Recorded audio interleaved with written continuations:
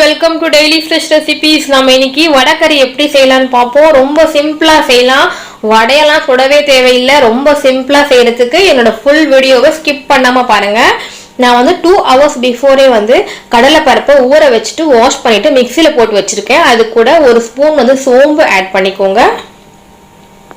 தேவையான அளவுக்கு உப்பு ஆட் பண்ணிக்கோங்க. கொஞ்சமா தண்ணி சேர்த்து இந்த மாதிரி அரைச்சு வச்சுக்கோங்க. சரிங்களா? அரைச்சு வச்சுட்டு நம்ம வந்து வடையெல்லாம் சுட்டோம் அப்படின்னா கொஞ்சம் டைம் எடுக்கும். அந்த மாதிரி சுட தேவையில்லை. நான் இந்த மாதிரி நான் சொல்ற மாதிரி செஞ்சு பாருங்க. வடைக்கறி ரொம்ப ருசியா இருக்கும், டேஸ்டியா இருக்கும். ஒரு பேன் வச்சுட்டு இந்த மாதிரி நம்ம அரைச்சி வச்ச மாவு வந்து இந்த மாதிரி தட்டி விடுங்க. திக்காக தானே இருக்கும் மாவு, ஸோ நம்மளால தோசை பதத்தில் ஊற்ற முடியாது. இந்த மாதிரி கை வச்சு தட்டி விடுங்க. சரிங்களா? தட்டும் போது பார்த்து நம்மளோட தவா வந்து சூடாக இருக்கும். கொஞ்சம் டேக் கேர் பண்ணி தட்டி விடுங்க. சரிங்களா? சூடு படக்கூடாது கையில், அந்த அளவுக்கு மெதுவாக இந்த மாதிரி ப்ரெஸ் பண்ணி விடுங்க. சரிங்களா? இதுக்கப்புறமா கொஞ்சமாக வந்து ஆயில் எடுத்து ஒரு ஸ்பூன் ஆயில் எடுத்து ஓரமாக ஊற்றி விடுவோம். ஸோ நமக்கு தவால ஒட்டாமல் திருப்பி போட வரும். அதுக்காக தான் ஒரு 5 minutes வந்து கொஞ்சம் நேரம் இருங்க அப்படியே. ஓகேங்களா? நமக்கு ஒரு பக்கம் நல்லா குக் ஆன பிறகு நம்ம திருப்பி போட்டுக்கலாம். வடகறி அப்படின்னா வந்து நம்ம வடை சுட்டு அதை செய்வாங்க, அதுக்கப்புறம் ஸ்டீம் பண்ணி செய்வாங்க. 2 விதமாக செய்வாங்க.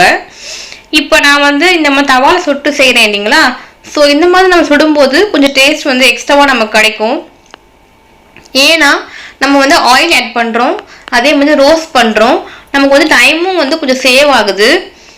இவ்வளோ ப்ளஸ் பாயிண்ட்ஸ் நமக்கு இதில் இருக்குது. ஸோ டேஸ்ட் நமக்கு கிடைக்கும். நம்ம அரைக்கும் போது நல்லா தூளாக மாவாக நமக்கு கிடைக்கும். ஸோ அப்போ வந்து பெரிய பெரிய பீஸாக நமக்கு வந்து கிரேவியில் இருக்காது. ஸோ இந்த மாதிரி எல்லாமே நமக்கு வந்து பசங்க வந்து கொஞ்சம் எடுத்து வைக்காம க்ளீனாக சாப்பிட்ருவாங்க. இந்த மாதிரி செஞ்சு பாருங்க, செம்ம டேஸ்டியாக இருக்கும். சரிங்களா ஃப்ரெண்ட்ஸ்? ருசியாக நமக்கு ஈஸியாக செய்யக்கூடிய வடகறி அப்படின்னா செய்யணும் அப்படின்னா இதே மாதிரி ஃபாலோ பண்ணுங்க. இந்த ஸ்டெப்ஸ் அப்படியே ஃபாலோ பண்ணுங்க, செம ருசியா இருக்கும். இப்போ பார்த்தீங்கன்னா நமக்கு ஒரு பக்கம் குக் ஆயிடுச்சு. நான் திருப்பி போட்டிருக்கேன். இன்னொரு சைடும் குக் ஆகட்டும். ஒரு 2 minutes வெயிட் பண்ணுங்க, அந்த சைடும் குக் ஆயிடும். சரிங்களா? ரொம்ப செவந்து வரணும் அவசியம் கிடையாது. ஜஸ்ட் வந்து நமக்கு வேகணும், மாவு வந்து வெந்து வரணும். அதுக்காக தான் வந்து நம்ம வேக வைக்கிறோம். 2 minutes வந்து வெயிட் பண்ணால் போதும், கொஞ்சம் செவந்தா போதும். சரிங்களா? ஸ்லோவாக ஃப்ளேம் வச்சு வேக வைங்க. நம்ம இந்த மாதிரி குக்கர்லலாம் வச்சு வேக வைக்கும்போது கொஞ்சம் டைம் எடுக்கும் இல்லைங்களா? ஸோ நம்ம அவசரமாக மார்னிங் ஒர்க் பண்ணுறவங்களாம் வந்து வடகறி வந்து எடுத்துன்னு போகணும், அதே மாதிரி டேஸ்டியாக சாப்பிட்ணும், டைமும் வந்து கொஞ்சமாக ஆகணும், சேவ் ஆகணும் அப்படின்னா இந்த மாதிரி மெத்தட்ல வந்து ஃபாலோ பண்ணுங்க. தவால சுட்டு செய்யுங்க. இப்போ பாருங்க 2 பக்கமும் குக் ஆயிடுச்சு. எனக்கு ரொம்பவும் செவந்து வரல. இப்போ நான் இதை வந்து என்ன பண்ண போறேன்னா எடுத்து வச்சுட்டு புட்டு போட்டுருங்க. ஒரு மிக்ஸி ஜாரில் புட்டு போட்டுட்டு அதை வந்து மிக்சியில் அரைச்சிடுங்க. சரிங்களா? ரொம்ப அரைக்கணும் அப்படின்னு அவசியம் கிடையாது. ஒன்றும் பாதியமாக அரைச்சிடுங்க. இந்த மாதிரி அரைச்சி வைங்க. சரிங்களா? அப்போ உங்களுக்கு ரொம்ப வந்து பெரிய பெரிய பீஸாக கிடைக்காது. கிரேவி குவான்டிட்டியும் அதிகமாக ஆகும். நமக்கு ஒரு பேன் வச்சுக்கோங்க. 4 ஸ்பூன் ஆயில் ஆட் பண்ணிட்டு கொஞ்சமாக சோம்பு ஆட் பண்ணுங்க. சோம்பு ஆட் பண்ணிட்டு 2 ஏலக்காய், கிராம்பு, ஓகேங்களா, இதெல்லாம் சேர்த்துக்கோங்க. பட்டை இருந்தால் பட்டை சேர்த்துக்கோங்க. நான் இன்னைக்கு பட்டை சேர்க்கல. உங்களுக்கு பட்டை பிடிக்கும் அப்படின்னா வாசனையாக இருக்கும், அதுவும் சேர்த்துக்கலாம். பட்டை, சோம்பு, ஏலக்காய், கிராம்பு இதெல்லாம் ஆட் பண்ணிவிட்டு கருவேப்பிலை, கறி லீஃப் இருக்குல்ல, வாஷ் பண்ணிவிட்டு அதை ஆட் பண்ணிக்கோங்க. அதுக்கப்புறமா நான் இன்னைக்கு 2 வெங்காயம் எடுத்திருக்கேன், பொடியாக அரிஞ்சு வச்சுருக்கேன். அது கூட பச்சை மிளகாய் ஆட் பண்ணுங்க. அதுக்கப்புறம் வெங்காயம் ஆட் பண்ணுங்க. சரிங்களா? கருவேப்பிலை ஆட் பண்ணிட்டு பச்சை மிளகாய் ஆட் பண்ணிட்டு வெங்காயம் ஆட் பண்ண நல்லா வதக்கிட்டு வாங்க. பொன்னிறமாக மாறணும் வெங்காயம். இப்போ நல்லா வதங்கிடுச்சு. நான் வந்து ஒரு தக்காளி வந்து பொடியாக அரிஞ்சு வச்சுருக்கேன், அது வந்து இப்போ சேர்த்துக்கிறேன். சரிங்களா? சேர்த்துட்டு நல்லா வதக்குங்க. நல்லா வதங்கி வரட்டும். அதுக்கப்புறமா நம்ம இது கூட வந்து 1 ஸ்பூன் வந்து மஞ்சள் தூள் ஆட் பண்ணிக்கலாம்.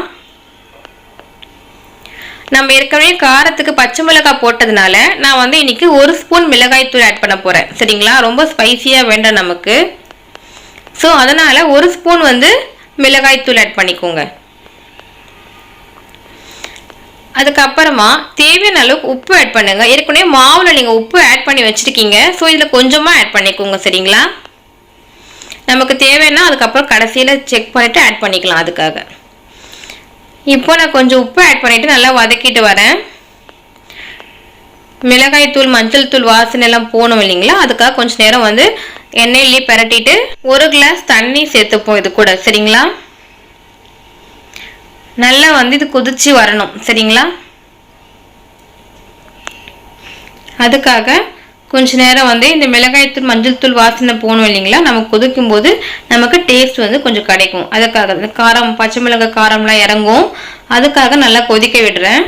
நல்லா கொதிச்ச பிறகு 1 ஸ்பூன் வந்து இஞ்சி பூண்டு பேஸ்ட் சேர்க்கிறேன். சேர்த்துட்டு நல்லா வதக்கிட்டே வாங்க. இஞ்சி பூண்டு பேஸ்ட் வந்து நம்ம வாசனையெல்லாம் வந்து போகணும். பச்சை வாசனை போயிட்டு நல்லா அரோமா வரணும். அதுக்காக நல்லா வதக்கிக்கிறேன். நல்லா வதங்கின பிறகு இப்போ வந்து தண்ணி ஆட் பண்ணிக்கலாம். சரிங்களா? தண்ணி வந்து நம்ம எவ்வளோ மாவு அரைச்சி வச்சுருக்கோமோ அதை விட 2 பங்கு தண்ணி வந்து எக்ஸ்ட்ராவாக ஆட் பண்ணணும். தண்ணி அதிகமாக இருந்தால் தான் நமக்கு கிரேவி வந்து நல்லாயிருக்கும். இல்லைனா தண்ணி கம்மியாக இருந்தது அப்படின்னா அந்த மாவு என்ன பண்ணோம் அப்படின்னா தண்ணி எல்லாம் உடனே வந்து இழுத்துக்கும். ஸோ அதுக்காக தண்ணி கொஞ்சம் எக்ஸ்ட்ராவாகவே ஊற்றுங்க. சரிங்களா? நிறையவே ஊற்றிக்கலாம் தண்ணி. வடகறி கிரேவி பார்த்தீங்கன்னா இட்லி தோசைக்கு ரொம்ப டேஸ்டியாக இருக்கும். ஓகேங்களா? இப்போ பாருங்க. இப்போ தண்ணி நல்லா கொதிச்ச பிறகு நம்ம அரைச்சி வச்சிருக்க அந்த வடகறி மாவு தோசை மாதிரி சுட்டு நம்ம அரைச்சி வச்சோம் இல்லைங்களா? அந்த மாவு வந்து இது கூட சேர்த்துக்கலாம். இது கூட சேர்த்துட்டு நல்லா கலரி விடுங்க. நம்ம தண்ணி அதிகமாக சேர்க்கும் போது தான் இந்த மாதிரி கிரேவியாக வரும். சரிங்களா? ஸோ வாட்டர் நல்லா ஆட் பண்ணிவிட்டு நல்லா கொதிச்ச பிறகு நம்ம வந்து இந்த மாவு ஆட் பண்ணி கலரி விடணும். அவ்வளோதான் ஃப்ரெண்ட்ஸ். இது கொஞ்ச நேரம் 5 மினிட்ஸ் நீங்கள் வைங்க. நல்லா கொதிச்சு வரணும். இது இந்த மாதிரி பபிள்ஸ் மாதிரி வரணும். நல்லா வந்த பிறகு நம்ம வந்து ஸ்டவ் வந்து ஆஃப் பண்ணிடலாம். இங்கே பாருங்கள். இப்போ செக் பண்ணுங்கள். தேவையான அளவுக்கு உப்பு பத்தலாம் உப்பு ஆட் பண்ணிக்கோங்க. அவ்வளவுதான், நம்மளோட வடகறி ரெடி ஆயிடுச்சு. ஒரு 5 மினிட்ஸ் வெயிட் பண்ணுங்க. நல்லா கொதிக்கிட்டோம்.